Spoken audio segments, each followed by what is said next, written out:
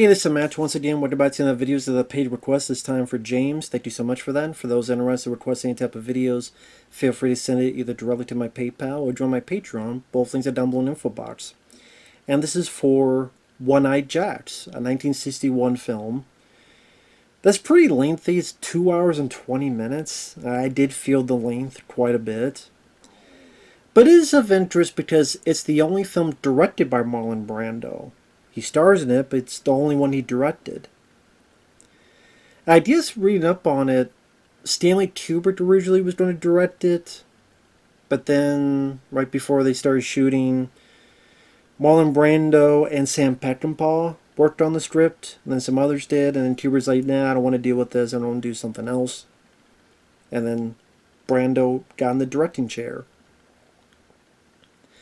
And it is a Western where Marlon Brando and two guys, one of them is Karl Malden, which weirdly is nicknamed Dad. Yeah, I thought that was strange. The three of them pull this robbery off in Mexico. They're out celebrating, having fun at this tavern. The Mexican cops come in, shoot the one guy, the other two escape. At one point, they're kind of caught in the middle. They don't know what to do. They don't have any horses at that point. So Karl Malden goes, okay, we'll flip for it, or we'll do this and that to see who gets the horses. Karl Malden wins. He's going to get the horses. Marlon Brando's going to stay behind and wait. But Karl, he has the opportunity. He gets to how to dodge. He's got the money that they got from the robbery. Brando gets caught. He's in prison for 5 years. He escapes. And now he wants revenge on his former partner. Which he finds out from Ben Johnson, who I remember in films like... He was the conductor in Terror Train, among other movies. Tells him, hey, that guy who's your partner, he's a sheriff in this town. And he's got a wife and a stepkid. So Brando goes there, sees that his former partner is the sheriff. The deputy is Slim Pickens, who's been a lot of stuff, including Dr. Strangelove. And sees that the guy has a wife and a stepdaughter. And I recognize the girl. Her name is... She was in the movie High Noon. Katy Jurado. She was the lady that ran the tavern in High Noon, and she got a lot of recognition for that role, and because of that got roles like this. And she becomes the love interest. And then Brando's like, well, do I really want to kill this guy, or do you want to just say screw it and go with this lady? And the movie goes on from there. Now, I didn't hate the film. I thought it was okay. I would never see the film again, but there's some good merits to it. I think the bad merit is just it's too long. 2 hours and 20 minutes is a long time to watch for this movie. But Marlon Brando, it was nice to see him in a role where he seemed like he cared. Meaning, the very first scene, he's eating a banana, and they're in the bank, and he sees a scale, and he puts one on one scale. Then to even it out, he puts a banana peel, puts on the other scale to even them. And you see that he's smiling, and he's a bit jovial, and when they're at the tavern, he's trying to be smooth with his lady, and how about this ring I got? And then there's other moments later on where he's trying to be very emotional with the love interest, or when he gets angry and mad at people. Like one guy confronts and goes, I want you standing when I open you up. You mention once more, I'll tear your arms all. I mean, yeah, you buy this guy will tear your arms out. Damn. Or he sees at a bar a guy smacking a woman, and Brando goes up and goes, don't be doing her like that.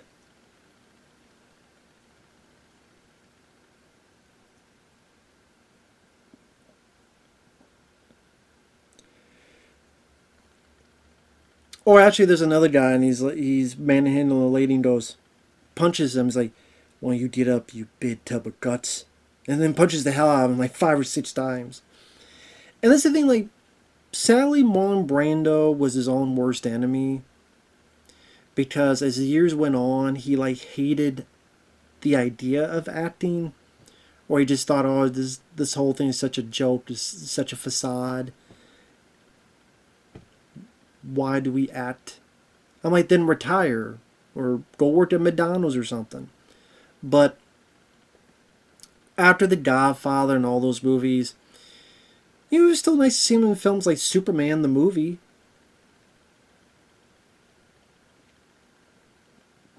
But you tell he was in it more for the money, and he didn't care. So we see stuff, in movies. He got bigger, he got wider, much more overweight.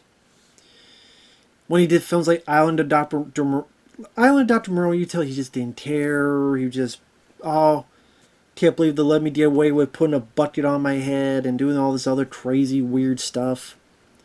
And he's sitting there going, dude, if you don't care, then just retire, dude. Why do you keep doing it? And so when you see that type of stuff in his remaining last years, you kind of forget that, oh, he actually was a good actor. People really thought highly of him. He really was someone that people looked at and go, yeah, that could be one of the best. Even in a film like this, where he had that look, he had that aura about him.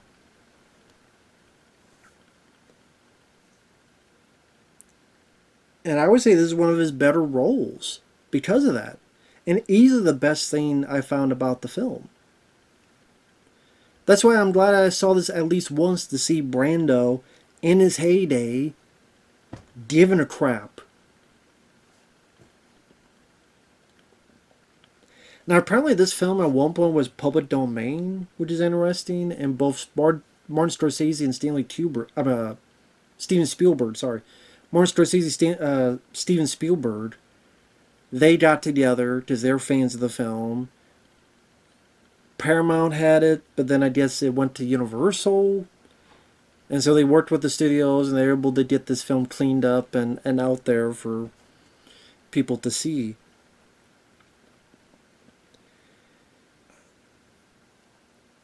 I mean, if you look at it for the perspective of seeing Brando do his thing, I can see what the merit to it.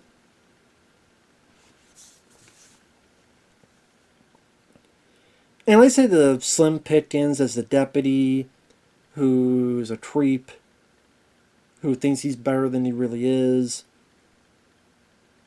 Ben Johnson, who seems like an ally at first, but you get the idea fairly quickly that he's someone who you shouldn't trust. Carl's character, where when he sees Brando come back again, he has this like, oh shit look on his face. But he didn't try to play it cool because, hey, I'm still the sheriff, and Brando kind of lies to the guy because he wants him calmed down until the time is right for him to kill the guy. And then you get a bit of the lovey-dovey stuff between Brando and Katy's character.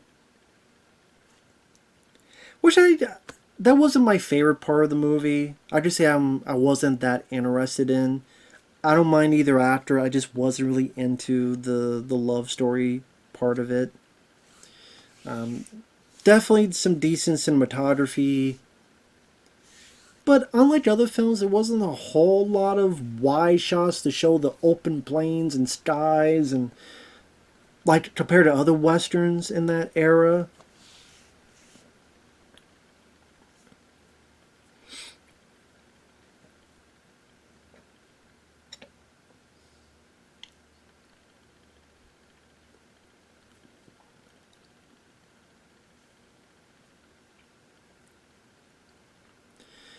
It's just that you kind of see this story going bit by bit where, again, he sees a guy manhandling a girl, beats the hell out of him. The guy tries to shoot him, and Brando kills in self-defense. And Carl's like, well, I'm not going to kill you. Just don't make you suffer a bit. And you get the idea that maybe Karl still feels a little bit of guilt to what he did back in the day, but he would still do it again.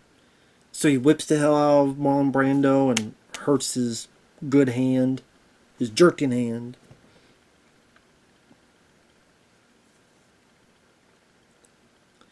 And so you get this conflict with him trying to heal himself, trying to get better, trying to get his gun hand working better. Him going, should I just not worry about Karl and let it go and I'll be with this girl?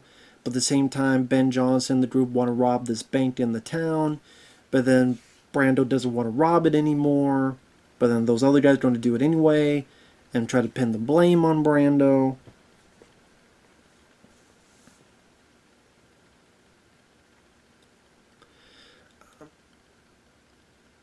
Spoiler alert, Ben Johnson and his buddy, they do the robbery.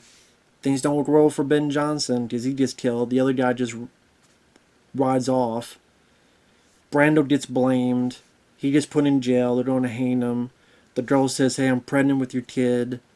She tries to help. Slim Pickens tells her to piss off, but left the little gun behind. Brando creates some stuff to get the gun. Bluffs his way out of the jail cell. Which that's a good tense scene. Because Brando, you see by his facade, his face, we know that the gun has no bullets. But Slim Pickens doesn't know that. So the way Brando just stares him down and counts down and doesn't waver.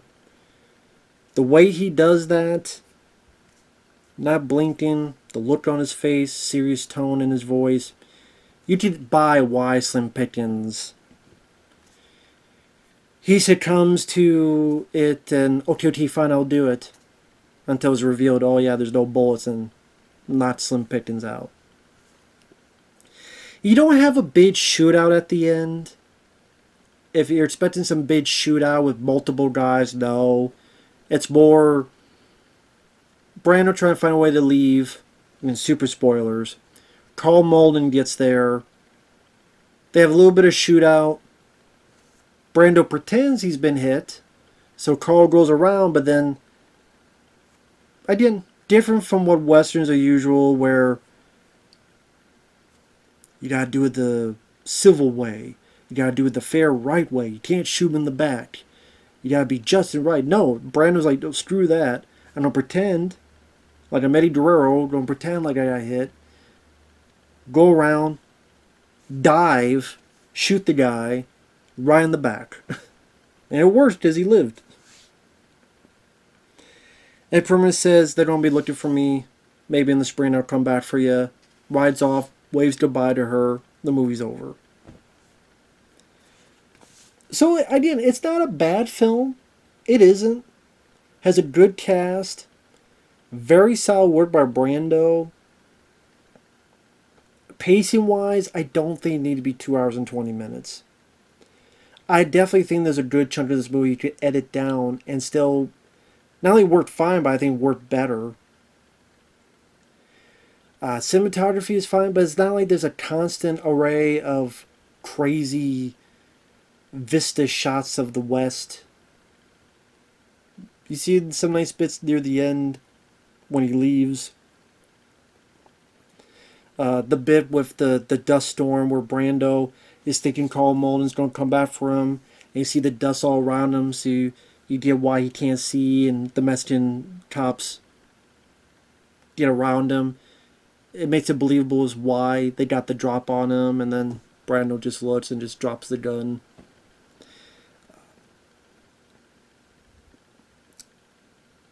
Marlon Brando is definitely the reason to see the film. If you like him as an actor, if you want to see a solid performance. When he details how life was in prison to the girl, because she's wondering, well, what happened? Pretty much, he'll to the conclusion, why do you want to kill my dad or stepdad? And he's talking about, well, what he did and how he screwed him over, and just him detailing the horrors of living in that prison and picking stabs off my feet and hearing people scream every day for 5 years and all that. You know, that's why he wants payback for him. When you hear his explanation, you can't really blame Brando for thinking that. And there's a couple, like I said, there's a handful of little fisticuffs, but there's not a lot of action. There's not really much of terms of spectacle. I was into the love story. Maybe more people will be into that. But like I said, it was nice to see at least from Marlon Brando's performance, especially when he gets pissed and it's like, "Get up, you big." What was it he said? "Get up, you big tub of guts." This is 1961. You couldn't curse like you could today, so you had to find other ways to detail that. Not a terribly violent movie. I mean, Sam Peckinpah might have had a hand in writing the film, but he didn't direct it, so not nearly much blood or anything compared to a Peckinpah film.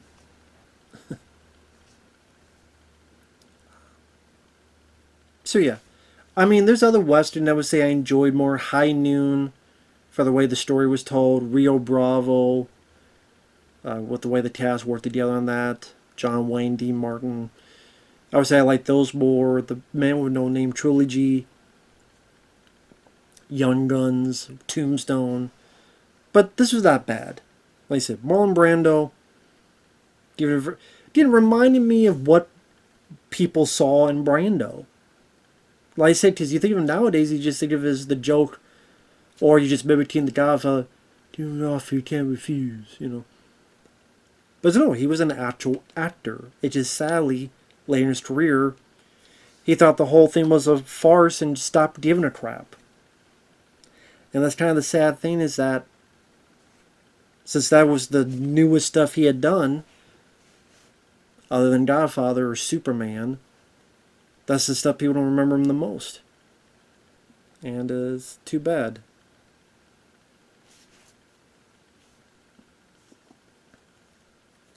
What can you do though? So with that said, thanks for watching, take care, and we'll see you guys later. Bye bye for now.